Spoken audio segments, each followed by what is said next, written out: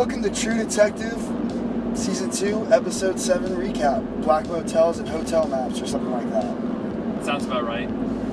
We're on the road ourselves. This is the first ever True Detective Taxmen Roadcast 2015. Coming to you live on the way to Wendy's. Or something like that. We just got done with a long weekend of interviewing people and looking at diamonds. And now we're in the right mindset to talk Episode 7 before the True Detective movie tonight. Yeah, and we are recording this mere hours before the final episode airs and probably blows all of our minds, hopefully. 90 minutes, but no Woodrugh. No Woodrugh. Because he's gone. Woodrugh is gone. That was not a riot shell, I can say with pretty much certainty. Yeah, he is. They did a long, lingering pause on that dead body. Yeah, he took one to the back and then looked like another one to the back of the head. Yeah.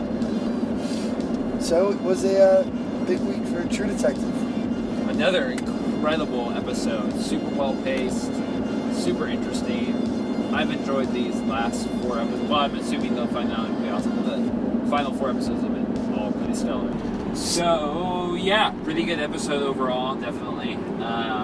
Continues the trend of the back half of the season, picking up. For sure. Super confident. Every episode seems to be building momentum, and a lot of positive vibes going True Detective's way on the internet. Yeah. Sounds like a lot of people are coming around on this season. As all the Taxmen fan listeners know, I've been on board the whole time, although things got a little shaky. Yeah, I mean, episode 2 and 3, and we'll probably do some final thoughts on the whole episode at the end of this season. But, yeah, definitely pretty shaky around episode 2 or 3, even parts of 4. But once they did that time jump, I feel like they knew exactly what was going on, and they just hit the accelerator. As I hit the accelerator. Hold it down. Or use cruise control, because we're recording a podcast. That's true. I don't want you to be thinking about too many things at once. And that's sort of been the theme of the season. Thinking about a lot of things all of the time. It's there's a lot of different through lines that are going to try to get wrapped up this week. I don't know how many answers we're going to get. Although in 90 minutes you can do a hell of a lot. Well, you can. It's the length of most feature films. Yeah. I mean, they could really wrap some stuff up. And they started wrapping a lot of stuff up in this episode, for sure. Well, they wrapped up Velcoro, or they wrapped up Woodrugh's storyline, hopefully. Yeah. If I could pay for an episode of True Detective that didn't have his mom or pregnant wife featured, I would gladly invest in that. Yeah, which seems to hopefully be... I'm hoping the final shot of the mom and wife sitting in the hotel room is the final shot. Is the final shot of, like, the Woodrugh storyline. Those characters, yeah. We'll see how the fallout goes with Annie and Ray, but rest in peace, Woodrugh. You were the least favorite character by everyone's standards this season. And you're dead. You're dead. I wonder if they're going to take his eyes out. I don't know. Maybe it's not the same. I don't think that's his MO. I don't think you'd cap someone in the back of the head and then try and mess with eyes. Yeah, I don't think Burris. I think Burris. I thought it was the Birdman, but he's just looks like he's just a bad guy. Looks like he's just an evil cop. Yeah, he puts the corrupts cop. Yeah, so I kind of thought he was like an anarchist, maybe trying to bring attention to the dealings of the California government, specific to Vinci. But turns out, from what we understand of the robbery at the jewelry store, when the blue diamonds worth about $2.5 million were taken, our boy Burris was there with the police chief, Holloway. Yeah, either Holloway or the other Velcoro's partner who got capped in episode 4. Well, wait, was Teague there as well? I thought it was Burris and Teague, but... No, I think it's Burris and Holloway. Maybe that's it. Teague was just going around taking pictures of... He was working with them now, and he was definitely a part of it back in the day. I think maybe Ray's father actually mentioned knowing Teague. Yeah. As well as Burris. But either way... Either way, Burris isn't deep. Don't trust a cop from Vinci. Don't trust him. What do you think Burris' endgame is? Just protecting... He's trying to get... You think he's trying to get back to the diamonds and make out with $2.5 million? I mean, I think that makes sense. I mean, it's a lot better than whatever the Vinci Cops pension fund is going to pay out. Oh my gosh, yeah. I mean, it seems like a lot of people are trying to tie up loose ends. Ossip is trying to tie up loose ends. Catalyst is trying to tie up loose ends. Someone shot the state police chief. Do we have any idea who that? Holloway. You're talking about the state detective. Yeah, the chick, the only one that knew that there was this special task force. Yeah, the one who organized. Well, are we forgetting her name? Yeah, I don't remember. There's been a lot of names. One of the rare minority characters featured in True Detective, the black state detective, had a shotgun hole the size of a motorcycle helmet in her chest. Yeah, she was dead. She was definitely dead. That was a great scene with Velcoro. He gets in the car and just hops right back out. Yeah, it's like, and turn around. At first I was like, oh, is he about to get capped in the back of his car, or something like that? And then turns out, looks like it's a frame job. Oh yeah, for sure. They're trying to discredit the detectives. Yeah, as they forces that be are working to distance themselves from some of the conclusions that the Velcoro and the gang were closing in on.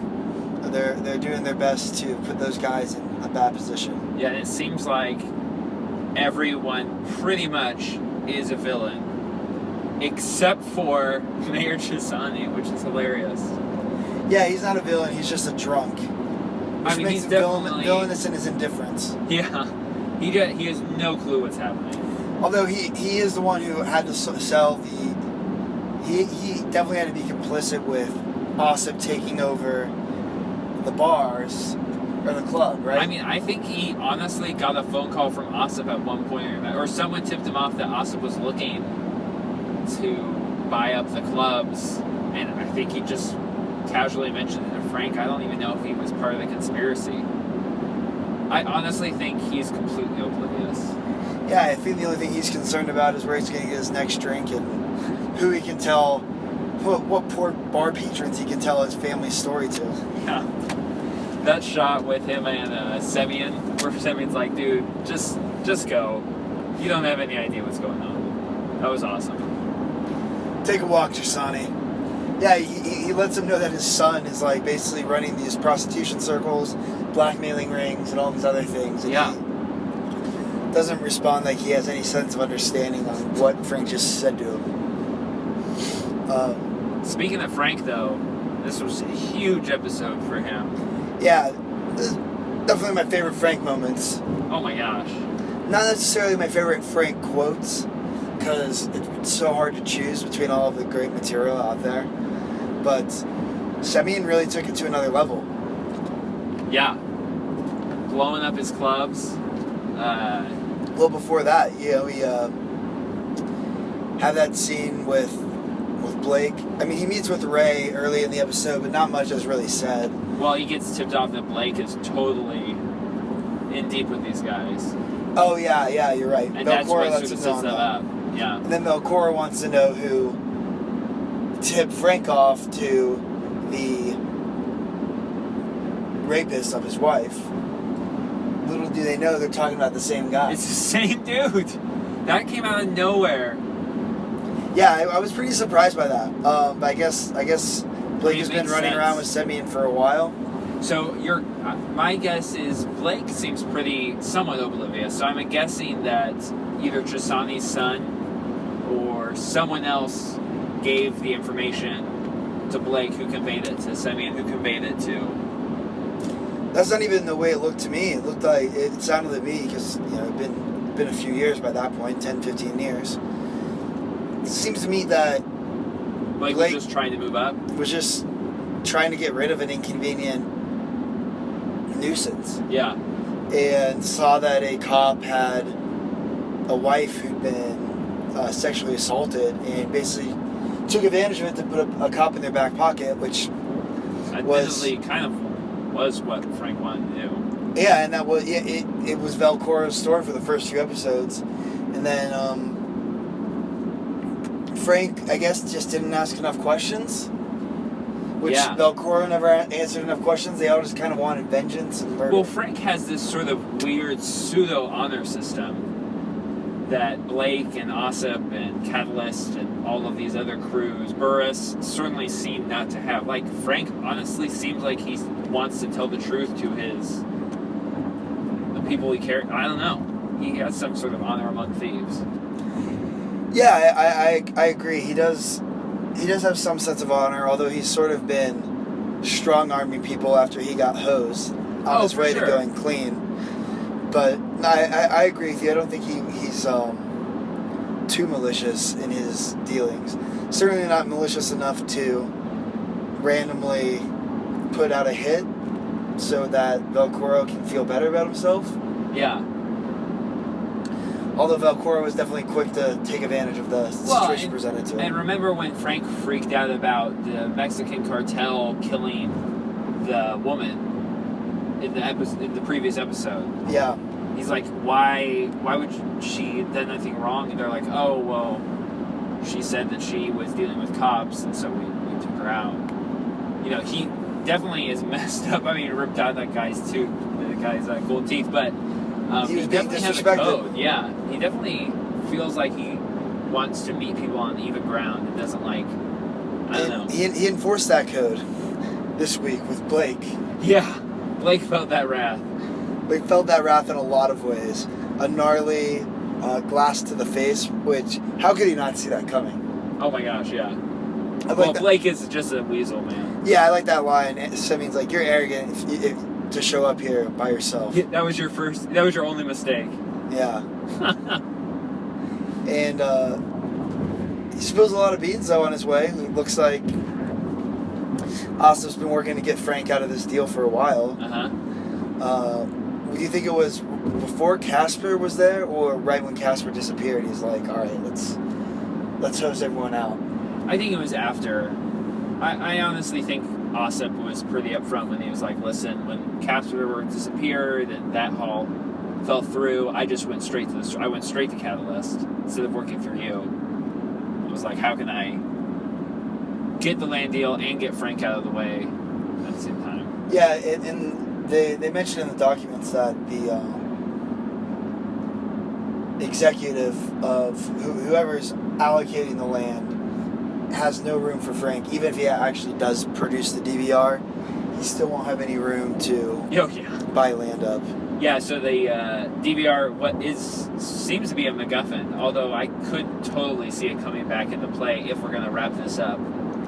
It would be an interesting item to re-enter the scene just because of the sensitive footage on there. Yeah, or legitimize Velcoro and Annie's investigation, which is now completely rogue. Yeah, they are so rogue. They have no associations, no paper trail, nothing. No one to vouch for them. They're in the dark. Not that it matters, because everyone's going rogue in True Detective Season 2. Yeah. Like, if you're just taking out state police detectives, like, you don't have a high standard to meet to carry on your proceedings as long as you can stay alive. Mm-hmm.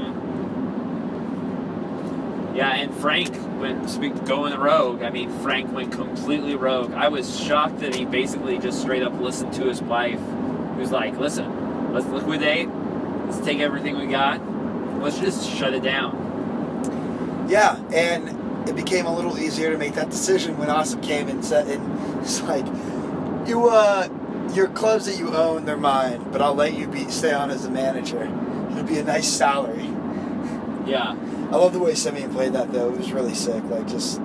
He just rolled it straight over, man. Rolled straight over, let him have his say, let him feel great, and then empty every bit of money out of the place. Yep. And then lit it on fire. Liquefy them with flames. That was a fantastic scene. Oh yeah, I love that. Starting a small fire, and then the people are watching with like, that's not enough to burn the place down. And of course, every time on his way out, he hits all the gas lines and gets them pumping up. That was raw, especially when he capped Awesom's assistant when he was emptying out the casino. Yeah, look over there. Boom. Man, when Vince Vaughn wants to be imposing, he can totally use his build and height. He can rock that. His figure. Physical frame is so well shot in this show, and sort of the posturing has been really great all season long with him. Even when his lines don't exactly hit in the emotionally resonating sense, or the humorous sense, his physicality has been fantastic. Yeah, totally. So another thing that makes their deal to get out easier is the fact that Blake lets Frank know that there's going to be about $10 million cash exchanged between Ossip and the people he was purchasing the land from. Catalyst Group. Yeah, Catalyst and Ossip. So there's going to be 10 mil, and it looks like Frank's got his eyes set on that cash. Yeah, he's got his duffel bag full of tricks. He met up with his Hasidic Jewish jeweler. Yeah. Who has his Hasidic Jewish bodyguards. Which were awesome. I love those guys. With those curls. I just wish I could hire them out, for private events. Oh my gosh, the best bouncers ever. Although I don't know if I necessarily like their exchange rate, 40%. Oh goodness. Although 40% of 10 million is still pretty sweet. It's still a lot, and if you were paying your taxes on it, it'd probably be an even higher rate. Be close to that. The U.S. government would charge you even more to launder that money. So it looks like Frank's got his fake passport set up. Yep. He arranged for a minivan from his Turkish friends. Yeah, he's ready to rock and roll. Ready to head to South America, it sounds like. Yeah, him and Jordan are going to live the good life. No kids, just cashing out and rolling with $6 million down to Brazil or wherever. And I bet $6 million you'll basically live like royalty there. Yeah. Although the real question is do we actually think there's any way Semyon is going to walk out of this finale? At first I thought it was going to be a suicide trap. Or not a suicide trap, just a willful suicide. Walking into a willful suicide. But the look in his eyes as he tore the clubs down, I don't know. I think he's one of the only characters that doesn't have like a suicidal bent. No. Woodrugh did, and yeah, he's done. His suicidal bent was obvious with the fact that he calls Velcoro and says, "Hey, I think I'm walking into a death trap," and then proceeds to walk into the death trap. Looking to accomplish, like what? I don't. Yeah, making sure that his wife doesn't find out he made out with a dude, I guess. Yeah, that's so absurd. Not sure it's worth losing my life over. Although the scene was actually really cool. Yeah, the scene was shootout amazing. Was really neat. Besides the fact that they had the aim of stormtroopers. That is totally accurate. Well, they aren't. I have never seen well-trained, like, elite Black Ops, off-the-books, Special Forces, private, military. The rebranded Black Mountain Warriors. Shoot so poorly. And make so many bad decisions.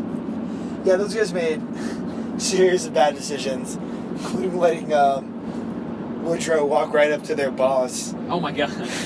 Trying to show him that his phone didn't have service. Oldest trick in the book. Oldest trick in the book. Too bad his phone had enough service or GPS action that Burris could track it. Oh gosh, yeah. That's the only way I can buy, and even then that feels like such a stretch, but whatever. Well, maybe it was just a lie, the fact that he said his cell phone didn't have service. He was just trying to get close enough. Because when he said it, you think he's trying to get out of the tunnel. Yeah. But really, he just is trying to get Burris, or Holloway, in front of him so that he can't get shot at. Right.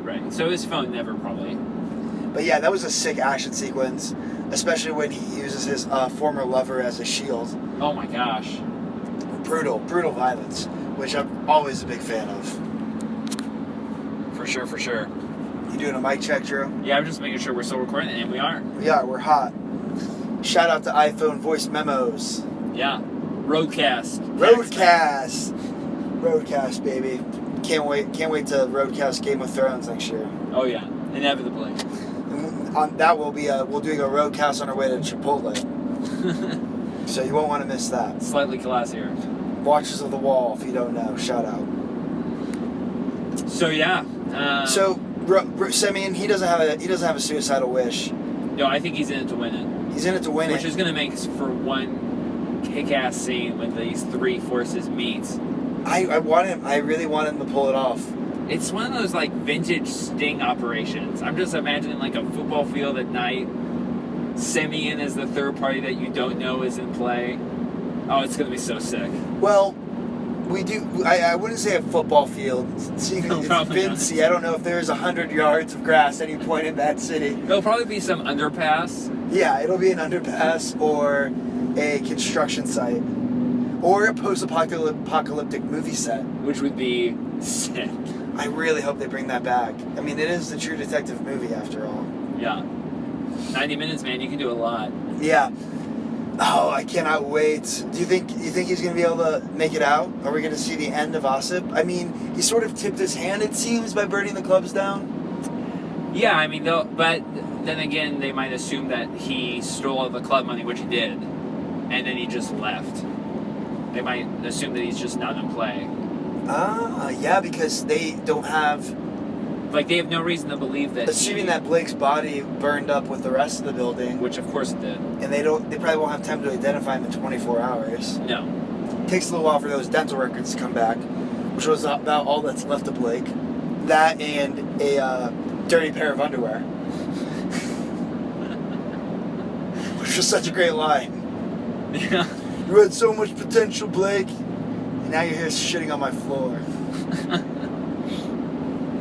Oh, R.I.P. Blake. R.I.P. Blake.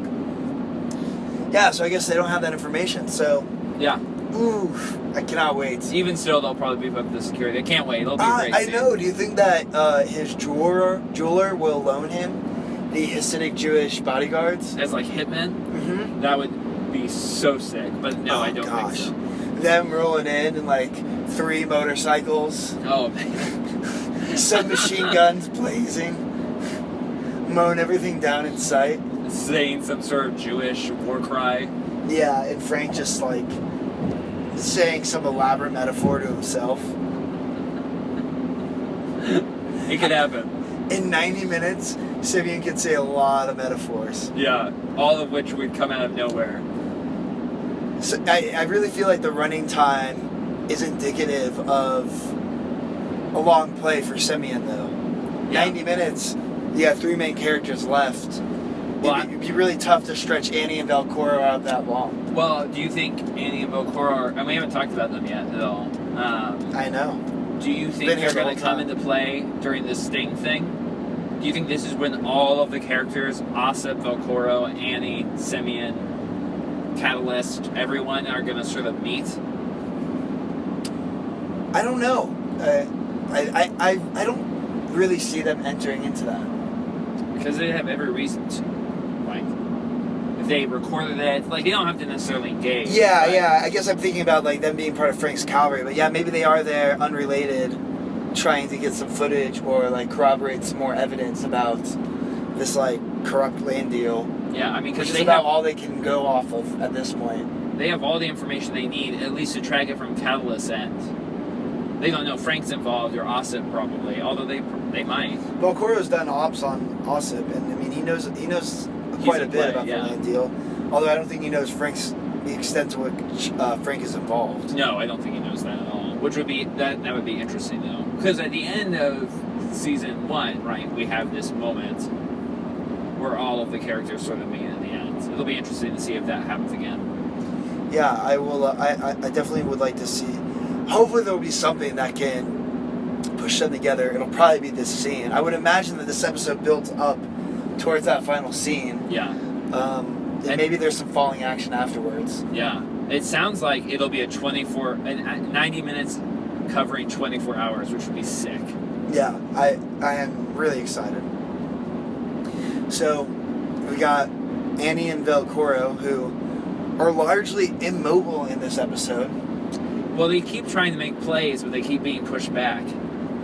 Yeah, Velcoro, he sees the holes in the chest. He's trying to get the information on who actually got him involved on that the murder of the meth head who did not actually sexually assault his wife.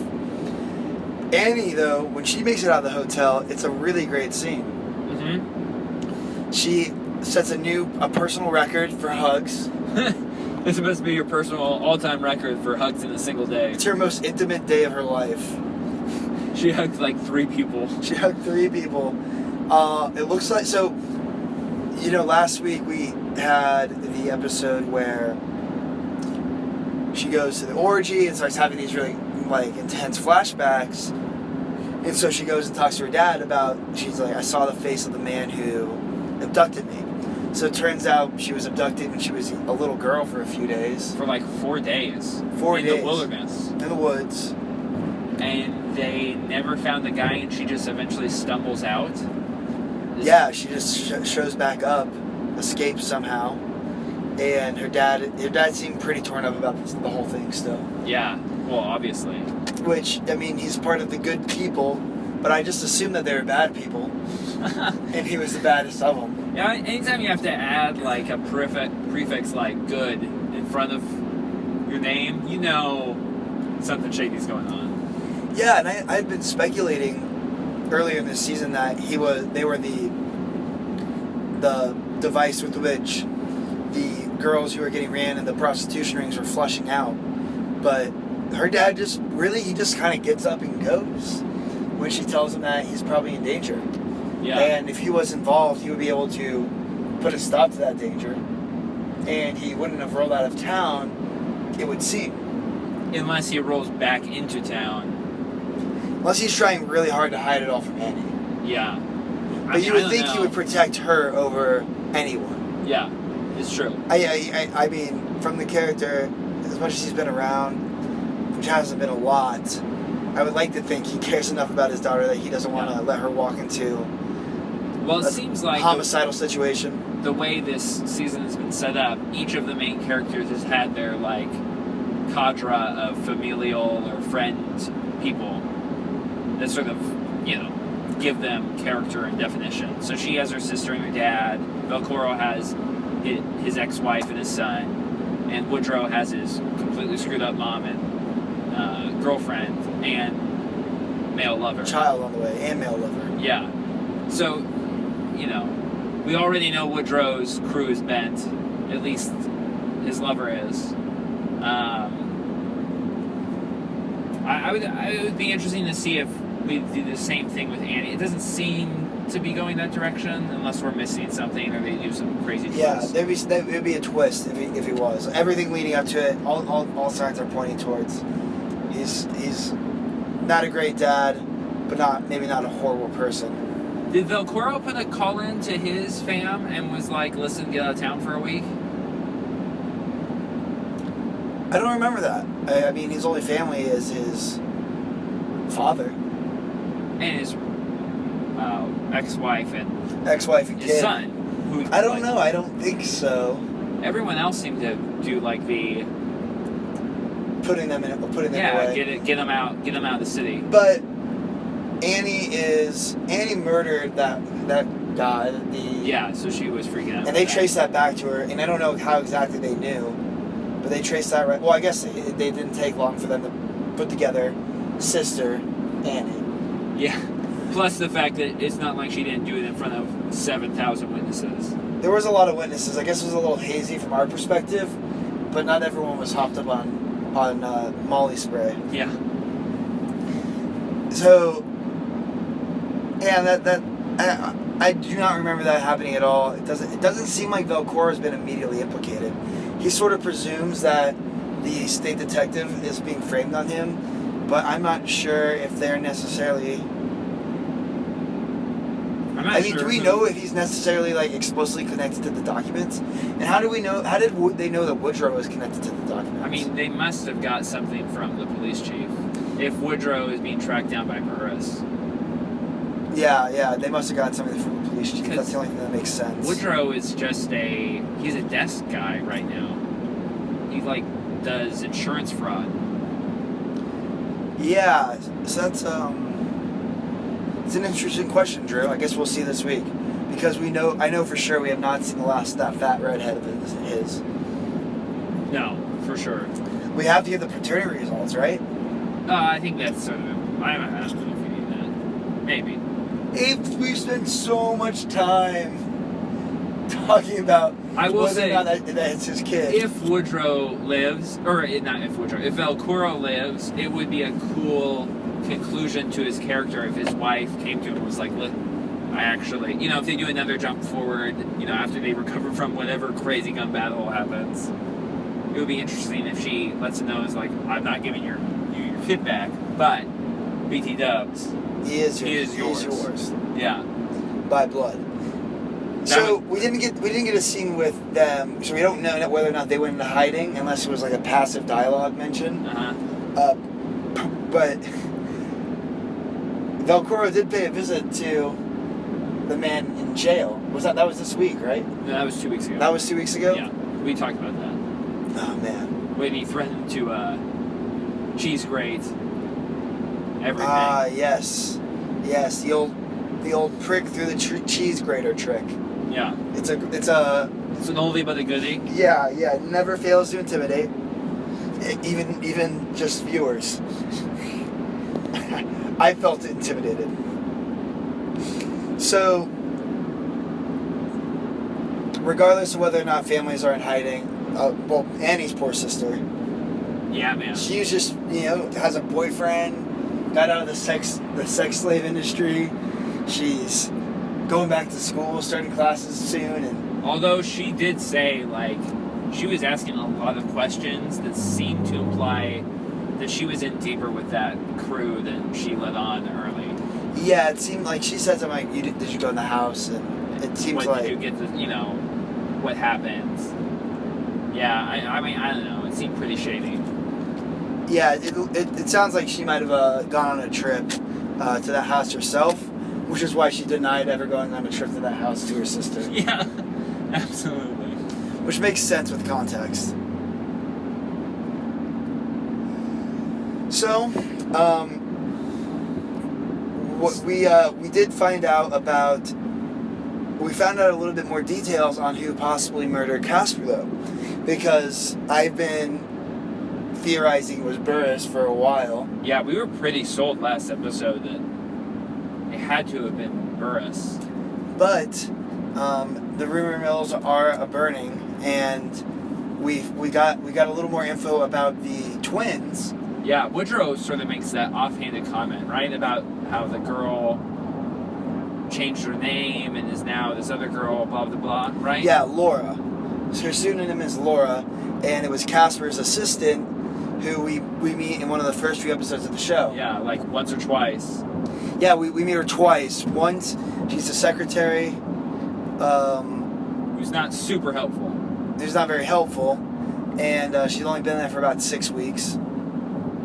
And the next time we see her is on the movie set of the post-apocalyptic film. Mm-hmm. So she is one of 2 orphans from the the jewelry store. Brutally murdered owners that blue diamonds are stolen. So those blue diamonds end up in Casper's possession. Then Casper ends up dead. And it seems like it's those diamonds, that jewelry store robbery, that leads to Casper's ultimate demise. Yeah, which messes up all of Frank's plans and sort of has this snowball effect. Yeah, and for something we thought was all interrelated, it's actually a lot of randomly occurring incidents that have led to this whole unspooling and just really, Vinci is in flames, and it will be completely inflamed at the end of this season. Literally, it's in flames. Yeah. Yeah, and so it's 2 major crimes. One is the seeming revenge kill of Casper to get the diamonds. Over the diamonds, and then the big catalyst land deal. And the corrupt land deal, which involved scamming Frank for $5 million. Yeah, and OSIP and all of that all sort of come into play. Yeah, so it seems that So Laura was one who sent those pictures of the diamonds and stuff to the abducted girl's sister. Oh man, no, there's a lot of threads. Too many names, but I think we summed it up nicely. But I do want to surmise that was twins. There's two of them. There's two of them. And we've only know for certain. We only know the identity of one of them. One of them. Although we've seen the Birdman now 3 times. Once in the first episode where we see his mask and Casper propped up in his backseat. Yep. Assuming it's a he. Once in the second episode. Well, when he lights the car on fire. Oh, when he escapes Annie. Yeah, the car gets thrown on fire. Yeah. And then Annie almost gets ran over. And the third time when he shoots Velcoro. Yeah, so actually we saw he shoots Velcoro, and then the chase scene is the next week. Right. After Velcoro's miraculous recovery allowed him to do a chase scene through tents. Although he almost has a heart attack at the end of it. Yeah. Funny. Right when Annie almost runs into a tractor trailer. So we've done a little sleuthing, and there's a lot of we remember the Lawnmower Man from season 1, right? Oh yeah. And we already have a little bit of the Lawnmower Man with Laura, who's seemed like an inconsequential character. But is now coming back, and it's seeming like, oh, this girl is part of this, like... Super important, yeah. Yeah, this girl, why Casper's dead. And her brother is also why Casper was dead. And we saw Laura again the second time on the movie set. Mm-hmm. Another character we have a little seemingly side conversation with, similar to the Lawnmower Man, is the set photographer. Mm-hmm. He kind of fits the physical profile.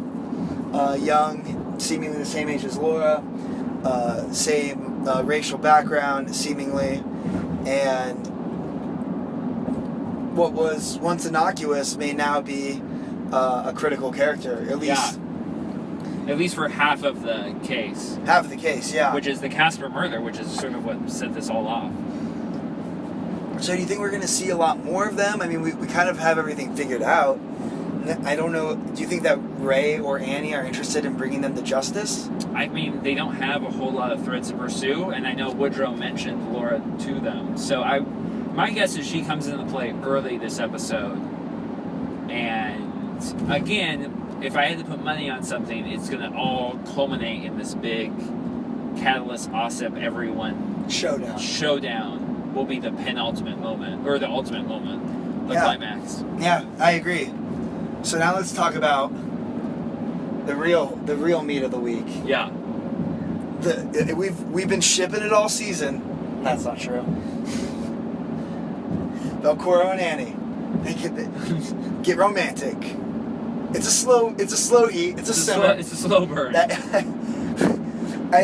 News update. That was before the movie is about to air. I have it on good sources that Velcoro's shirt is now being slowly unbuttoned as him and Annie hook up. At first it didn't seem right. She seemed like a little messed up. And then they share a bottle of whiskey, and as they look into each other's eyes through the slowly emptying bottle of whiskey, they see each other for who they really are. Two broken individuals. While Woodrough's having a firefight. While Woodrough's willfully walking into a firefight, the fire's and Vincey's on fire. The fire's burning at that crap motel. But I could not believe how hard that hit me and how much I loved it. Really? Yeah. I'm all about Woodrugh and Annie. Alright, Velcoro and Annie. They're so messed up and so destitute in their lives and have nothing. And it kind of works. Yeah, I can kind of see it. They can like walk into oblivion together, and if they make it through the flames alive, they can just roll out and live. Like they have their lives sort of like are messed meaningless. up. They can just go somewhere and like hit the beach.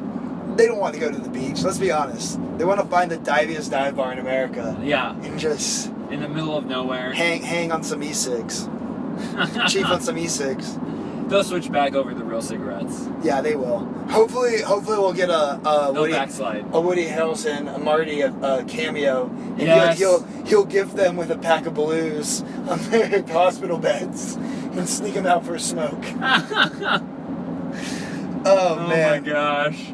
They go to the same, like, all-inclusive resort. Yeah, they somehow end up at the Lafayette Hospital again. Well, I think we've set the stage. All that's left is to see it all fall apart. Yeah, man. Light the rest of Vinci on fire and see who lives, who dies. Woodrough's done, though. Woodrough's done. I could say that. I mean, I saw some mist come out of the headshot that he took. It was nasty. But I'm excited. I mean, this season is, like, cranked and built. Whereas last season, like, had the high in episode 4. And then episode it 4 fell back down. And so it came back down. I mean, this has been steady building for me. Yeah. And I'm excited to watch it all burn up. For sure.